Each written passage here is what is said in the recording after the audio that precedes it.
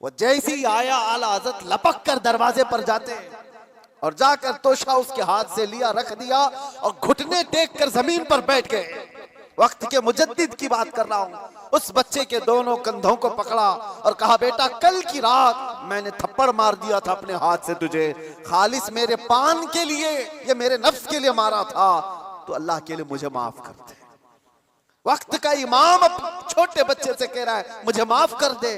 वो बच्चा कसमसा रहा है, घबरा रहा है।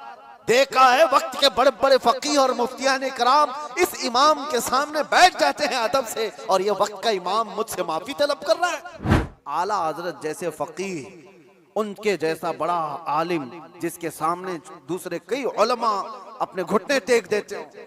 एहतिकाफ की हालत में तवज्जो, जैसी ही इफ्तारी हो जाती तो आपके खादिमों में से घर से जो खाना लाया जाया करता था, एक बच्चा था 12 साल का, वो तो शदान लेकर के आता था, इफ्तारी और सहरी पहुंचाता था मस्जिद में।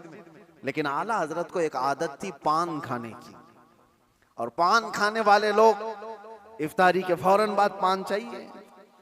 आला हजरत इफ्तारी कर चुके, पान जो रोजाना आता था वो बच्चा पान लाया नहीं, और टाइम गुजरता गया, आपको पान की तलब हुई कि अभी तक आया नहीं, अभी तक आया नहीं। वो तकरीबन घंटा भर के बाद वो बच्चा आया और दौड़ता हुआ आया, कहा बड़े मौलाना साहब पान रह गया। पान ला करके दिया, एक तमाचा उसको लगाया, कहां चला गया था, पान लेकर कहां भाग गया था। वो बच्चा, जो खादिम है, खिदमत करने वाले लोग हैं, कहा माफ कीजिए भूल गया था, दिया और चला गया भागकर। पान खा लिया। आपके शागिर्द हैं अल्लामा जफरुद्दीन बिहारी रहमतुल्लाह तआला अलैह, उन्होंने लिखा है इसको, आला हजरत के शागिर्द।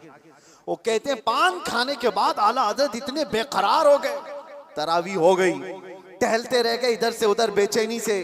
मैंने जाकर पूछा इमाम वक्त से, आला हजरत से, मौलाना जफरुद्दीन साहब फरमाते, कहा क्या वजह है। आला हजरत ने कहा मौलाना जाओ वो बच्चा कहाँ है उसको ढूंढ के लाओ। कहा क्यों, क्या हुआ। काम उसको बुला लाइए, मैं उसको मार दिया था।